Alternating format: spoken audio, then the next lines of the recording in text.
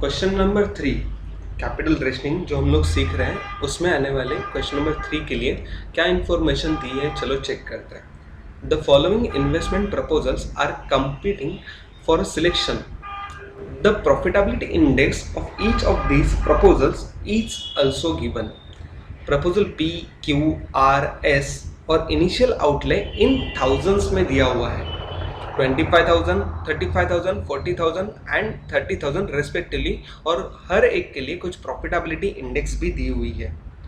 और ये सभी चेक करते हुए हम लोग देख सकते हैं कि ये सभी 1 से ज़्यादा है, तो हमें इस सभी को कंसीडर करना है। जबकि जो बजट है, if the budgeted funds is ₹60,000, select the most profitable projects. क्या बोला है? Select the most profitable projects. अब इस लेवल में हमें क्या करना होता है, किस तरह से कैलकुलेट करना होता है?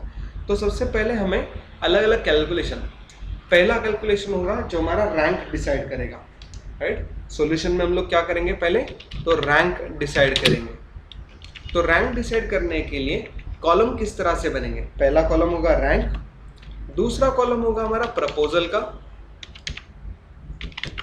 और तीसरा कॉलम होगा प्रॉफिटेबिलिटी इंडेक्स का, प्रॉफिटेबिलिटी इंडेक्स के लिए। तो रैंक अगर हम लोग देखें तो कितने प्रोजेक्ट है? टोटल 4 प्रोजेक्ट है, तो 1, 2, 3 और 4 ये हमारे लिए बन गए प्रॉफिटेबिलिटी इंडेक्स के लिए प्रोजेक्ट के नंबर्स। अब इनको प्रिपेयर करते हो तो हमें क्या ध्यान में रखना है? तो जो प्रॉफिटेबिलिटी इंडेक्स ज़्यादा होगी उसका रैंक नंबर 1 पे आएगा, और जो प्रॉफिटेबिलिटी इंडेक्स कम होगी उनका रैंक जो होगा वो नंबर 2 पे चला जाएगा, राइट। उसी तरह अलग अलग डिफरेंट। तो इन्हें कैलकुलेट करते वक्त अगर हम लोग क्वेश्चन में देखें तो सबसे ज़्यादा रिटर्न प्रॉफिटेबिलिटी जिसकी ज़्यादा है वो प्रोजेक्ट कौन सा है? तो प्रोजेक्ट आर, प्रपोजल आर, ये हमारा प्रोजेक्ट है जिसकी प्रॉफिटेबिलिटी इंडेक्स है 1.15। उसके नीचे दूसरा जो होगा वो 1.13 जो कि है पी का 1.13। फिर बाद में आते हैं हम तीसरे प्रोजेक्ट पे जो कि है 1.11 दैट इज क्यू, और लास्ट में जो बचा हुआ प्रोजेक्ट है वो है S with the profitability index of 1.08। ये हमारे रैंक डिसाइड हो गए। अब इन रैंक जो हम लोगों ने डिसाइड किए हैं उनके बेसिस पे हम लोगों को प्रोजेक्ट सिलेक्ट करना है। अगर हम लोग देखें तो हर एक के लिए 25, 35, 40 और 30 ओवरऑल अगर हम लोग देखें तो यहाँ पर 25 + 35 60 और 40 + 30 70, टोटल 1,30,000 रुपीज़ का हमारा सभी प्रोजेक्ट को मिला के प्रोजेक्ट हो सकता है। लेकिन हमें क्या चेक करना है कि हमें 60,000 के बजट के अंदर बैठने वाले ही प्रोजेक्ट सिलेक्ट करने हैं, तो हमें मे बी कॉम्बिनेशंस प्रिपेयर करने पड़ेंगे। तो इन कॉम्बिनेशंस को हम लोग प्रिपेयर करते वक्त अलग टेबल बनाएंगे जिसमें आएगा पहला table that is combination. Combination के बाद दूसरा आएगा जो कि होगा हमारा प्रपोजल, कॉम्बिनेशन देन प्रपोजल या फिर हमारे प्रोजेक्ट जिसे हम लोग कह सकते हैं। उसके बाद में थर्ड कॉलम आएगा उस पर्टिकुलर प्रपोजल में आने वाली जो कैश आउटलेज है। कैश आउटले मतलब initial inflows, initial cash outlay, जो आउटफ्लो होगा वो हम लोग रिकॉर्ड करेंगे। फोर्थ कॉलम में जो होगा वो हमारी प्रॉफिटेबिलिटी इंडेक्स हम लोग रिकॉर्ड करेंगे। फिफ्थ कॉलम जो हमारा फिफ्थ कॉलम होगा उसमें हम लोग रिकॉर्ड करते वक्त अगली वैल्यूज कंसीडर करेंगे जो कि होगी हमारी एक्चुअल में इनफ्लोज की। अब इनफ्लो कैसे फाइंड आउट होते हैं? तो inflow is nothing but the multiplication of column number 3 and column number 4, मतलब cash outlay into profitability index हमें मिलता है कैश इनफ्लो, राइट। यहाँ पर मैं लिख के रखता हूँ नीचे column number 3 into column number 4। और नेक्स्ट आते हैं हम लोग लास्ट कॉलम जो कि है हमारा 6 नंबर का कॉलम, और जिसे हम लोग अच्छी तरह से जानते हैं, और ये है हमारा NPV, 6 नंबर का कॉलम जो होगा वो होगा हमारा एनपीवी। जस्ट सेकेंड,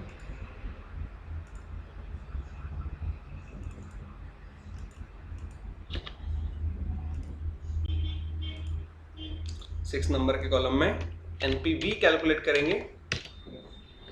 और जो एनपीवी कैलकुलेट करते वक्त हम लोग किस तरह से करेंगे, inflows minus outflows, inflows minus outflows. मतलब कॉलम नंबर 6 कैलकुलेट करने के लिए column number 5 less column number 3 जो हमारे आउटफ्लो होंगे वो, राइट। तो इन बेसिस पे हम लोग हमारे प्रोजेक्ट के लिए कॉम्बिनेशन सिलेक्ट करेंगे, कॉम्बिनेशन फाइंड आउट करेंगे। और कॉम्बिनेशन फाइंड आउट करते वक्त हमें क्या ध्यान में रखना है, कॉम्बिनेशन फाइंड आउट करते वक्त हमें उनकी प्रॉफिटेबिलिटी इंडेक्स भी ध्यान में रखनी है, राइट। तो उनकी प्रोजेक्ट्स में आने वाली डिफरेंट इंडेक्सेस, उनकी प्रोजेक्ट में आने वाली डिफरेंट वैल्यूज, वो भी हम लोगों को यहाँ पर कंसीडर करनी है। तो इनके लिए जो कॉलम हम लोग प्रिपेयर किए हैं, उन्हीं कॉलम में डिफरेंट जो पॉसिबिलिटीज़ होगी वो पॉसिबिलिटीज़ हम लोग यहाँ पर टेस्ट करेंगे। और टेस्ट करते वक्त कौन कौन से कॉम्बिनेशन बच सकते हैं वो हमें बजटेड कॉम्बिनेशंस, मतलब 60,000 के अंदर ही हम लोगों को कॉम्बिनेशंस प्रिपेयर करने हैं, राइट। ये हम लोगों को ध्यान में रखना है। तो क्वेश्चन के हिसाब से चलो स्टार्ट करते हैं। पहला कॉम्बिनेशन, कॉम्बिनेशन नंबर 1 अगर हम लोग लेते हैं, कॉम्बिनेशन 1 जिसमें प्रोजेक्ट, अब हम लोग देख सकते हैं कि सबसे पहला प्रोजेक्ट कौन सा हो सकता है प्रॉफिटेबिलिटी इंडेक्स के हिसाब से। अगर हम लोग रैंकिंग डिसाइड करें तो रैंकिंग में आने वाले डिफरेंट प्रोजेक्ट्स, पहला जो कॉम्बिनेशन बन सकता है वो हो सकता है हमारा, सबसे पहला वाला जो है वो हमारा आर का कॉम्बिनेशन है, राइट। तो सिर्फ आर को अगर हम लोग कंसीडर करते हैं तो कैश आउटले कितनी है आर की, 40,000 रुपीज, राइट। ये कैश आउटले 40,000 रुपीज आर की है। अगर ये 40,000 हम लोग यूज कर लेते हैं, अगर ये 40,000 रुपीज अगर हम लोग यूज कर लेते हैं तो क्या हमारे पास में बचे हुए 20,000 में और दूसरा कोई प्रोजेक्ट वहाँ पे इंक्लूड हो सकता है क्या, ये हमें चेक करना है। तो ऐसा कोई भी प्रोजेक्ट और 20,000 के कम या उससे 20,000 के इक्वल नहीं है, तो यही हमारा पहला कॉम्बिनेशन बन जाएगा जो प्रोजेक्ट का होगा कि सिर्फ प्रोजेक्ट आर सिलेक्ट करो, जिसकी प्रॉफिटेबिलिटी इंडेक्स जो है वो है 1.15। तो अगर इनफ्लो फाइंड आउट करना है तो 40,000 column number 3 into 1.15 column number 4 that is profitability index, हमें मिलेगा कैश इनफ्लो। जबकि नेट प्रेजेंट वैल्यू कैलकुलेट करने के लिए column number 5 that is inflow less outflows हम लोग कैलकुलेट करेंगे तो मिलेंगे हमें 6,000, राइट। वेरी गुड बीजल, आपने कॉम्बिनेशन बताया दूसरा वाला, वो दूसरा कॉम्बिनेशन भी हम लोग टेस्ट करेंगे। और ये कॉम्बिनेशन है क्या, कौन कौन से प्रोजेक्ट है, तो प्रोजेक्ट पी और प्रोजेक्ट क्यू, ये दोनों मिला के हम लोग वैल्यूज ले सकते हैं। और प्रोजेक्ट पी और क्यू में आने वाली वैल्यूज में किसकी प्रॉफिटेबिलिटी इंडेक्स ज्यादा है, तो पी की वैल्यू ज्यादा है तो पी पहले आएगा 25,000 रुपीज, इनकी प्रॉफिटेबिलिटी इंडेक्स है 1.13। और दूसरा जो है वो है हमारा क्यू जिसकी वैल्यू है 35,000 रुपीज, जिनकी प्रॉफिटेबिलिटी इंडेक्स है 1.11। तो अगर इन सभी के लिए अगर हम लोग टेस्ट करें तो हमारी जो एनपीवीज है तो उन एनपीवीज को कंसीडर करना है। तो इस सेकेंड प्रपोजल को अगर हम लोगों को असर्टेन करना है तो उसके लिए भी सेम यही दोनों फॉर्मूलाज यूज करने हैं यहाँ पर भी। तो हमें एनपीवी जो मिलेगी वो एनपीवी यहाँ पर कितनी मिली, एक के लिए 2 and next one is minus 25,000, 3250। और दूसरे का होगा वो है हमारा, इसी तरह से अगर कैलकुलेट करें तो into, and next one is 38,000 minus 3850।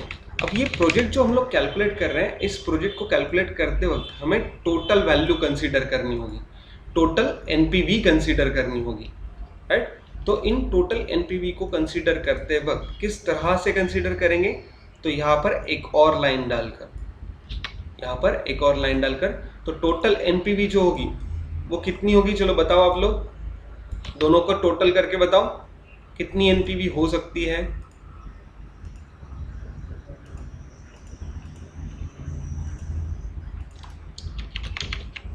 Total NPV, और ये टोटल एनपीवी किसके लिए होगी, फॉर प्रोजेक्ट 2, कॉम्बिनेशन 2 के लिए, और ये है हमारी 7,100 रुपीज। वेरी गुड, इन दोनों की टोटल 7,100, राइट। और कोई कॉम्बिनेशन हमारा बन सकता है क्या, तो हाँ, और कोई कॉम्बिनेशन हमारे बन सकते हैं। अगर हम लोग टेस्ट करें तो सिर्फ इंडिविजुअल प्रोजेक्ट लेकर भी हम लोग इस तरह के प्रोजेक्ट बना सकते हैं। पी और एस, ऐसे शिवानी ने कहा है, पी और एस इन दोनों का कॉम्बिनेशन बन सकता है। तो number 3 that is P and S, अगर हम लोग यही कॉपी करें यहां से कॉलम इनके लिए, तो प्रोजेक्ट नंबर 3 और P और S के लिए P की वैल्यू तो सेम रहेगी, तो P में कुछ चेंज नहीं होगा, वैल्यूज चेंज कहाँ पर होगी, तो S के लिए वैल्यूज चेंज होगी। और S की वैल्यूज कितनी है, S की वैल्यूज कितनी है, जो टोटल आउटले हमारा है वो है 30,000 रुपीज।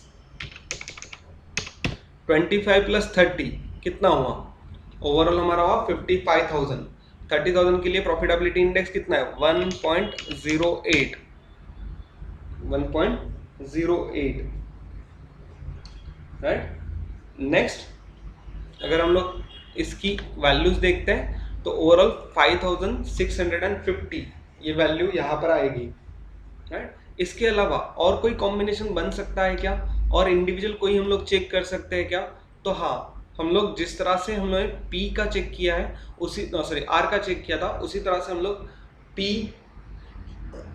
देन सॉरी P नहीं, P Q और S इन तीनों को इंडिविजुअली भी टेस्ट कर सकते हैं, जिनके लिए P के लिए, Q के लिए और S के लिए, इनके लिए भी वैल्यूज हमारे पास में दी हुई है। लेकिन हम लोग क्या करेंगे, उन्हें टेस्ट नहीं करेंगे। क्यों नहीं करेंगे, तो अगर आप लोग देख सको तो हम लोगों ने स्टैंडर्ड्स जो हमारे सिलेक्ट करते वक्त देखे थे, तो वो थे हमारे परसेंटेज के कॉलम, जो हमारा एडिशनल कॉलम होगा। और इन परसेंटेज के कॉलम के लिए हम लोग ओवरऑल क्या करते हैं, कैलकुलेशन करते हैं रिगार्डिंग द एक्चुअल वैल्यूज। और ये वैल्यूज कहाँ से मिलेगी, कैसे मिलेगी, तो difference ratio between the actual NPV and actual outlay, इनके बेसिस पे हम लोग यहाँ पर परसेंटेज कैलकुलेट करते हैं। तो परसेंटेज कैलकुलेट करने के लिए अगर हम लोग प्रोजेक्ट 1 में से देखते हैं, तो प्रोजेक्ट 1 के लिए परसेंटेज किस तरह से कैलकुलेट होंगे, जस्ट अ सेकंड, परसेंटेज, और परसेंटेज होंगे 6,000 जो हमारा रिटर्न है, right, 6,000 divided by the outlay, मतलब कॉस्ट ऑफ इन्वेस्टमेंट। 15% आर प्रोजेक्ट में से इन्वेस्ट होगा, राइट। वही अगर हम लोग यहाँ पर कंसीडर करें इसके लिए 7,100, तो ये 7,100 के लिए हमें कहीं ना कहीं एक और चीज लगेगी, और वो कौन सी होगी, तो हमारे लिए होगी एक्चुअल में टोटल एनपीवी जो हम लोगों ने कैलकुलेट किए हैं उसके लिए। तो टोटल एनपीवी कैलकुलेट करते वक्त हम लोग क्या करेंगे, तो टोटल आउटले भी कैलकुलेट करेंगे। यहाँ पर कितना होगा, तो एग्जैक्टली 60,000 मैच होता है, तो यहाँ पर 11.83% रिटर्न मिल रहे हैं, राइट। तीसरा कॉम्बिनेशन जो है 11.83 के बाद तीसरा कॉम्बिनेशन कौन सा होगा, तीसरा कॉम्बिनेशन कौन सा होगा,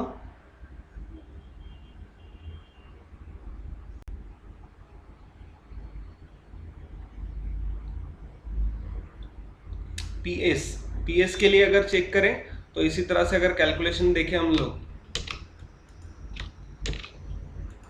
तो यहां पर वैल्यूज कितनी आनी चाहिए, 55,000। तो इस हिसाब से रेट रहेगा हमारा 10.27%, राइट। तो अगर हम लोग इस केस में अगर कंसीडर करें तो कॉम्बिनेशन में नॉर्मली किस तरह से कैपिटल यूज होगा और किस तरह से ऑप्टिमम यूटिलाइजेशन होगा, तो ऑलमोस्ट हम लोग प्रोजेक्ट नंबर 3 को सिलेक्ट कर सकते हैं। लेकिन यहाँ पर हम क्या करेंगे, तो इन्हें सिलेक्ट करते वक्त बाकी सारे जो इंडिविजुअल प्रोजेक्ट हैं उनको भी एक बार टेस्ट कर लेंगे परसेंटेज में।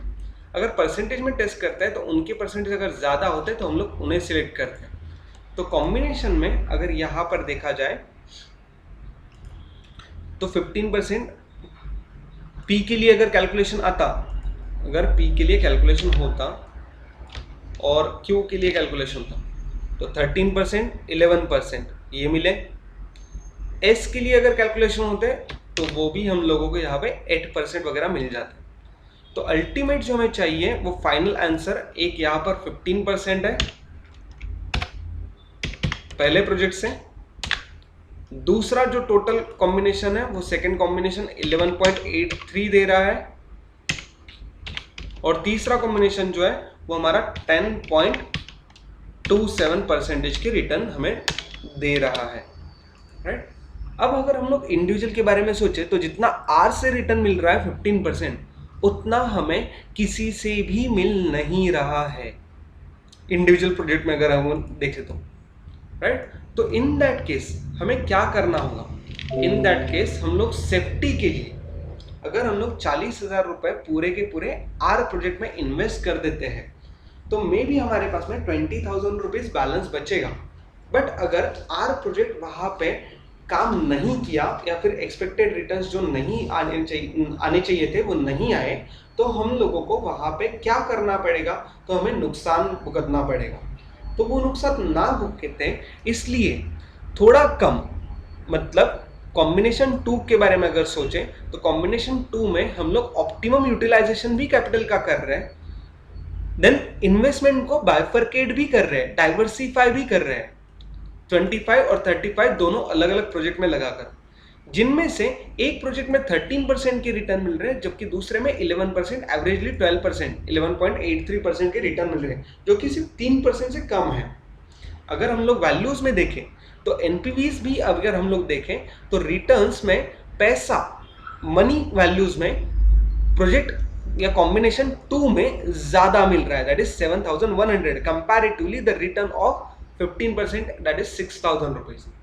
तो हम लोग यहाँ पर चेक करेंगे कि हमारी इन्वेस्टमेंट को हम लोग डाइवर्सिफाई कर रहे हैं, रिस्क को डाइवर्सिफाई कर रहे हैं, साथ ही साथ में हमें अमाउंट्स में वैल्यूज भी ज्यादा मिल रही है, हालांकि हमें इन जो रिटर्न्स है वो परसेंटेज में कम है।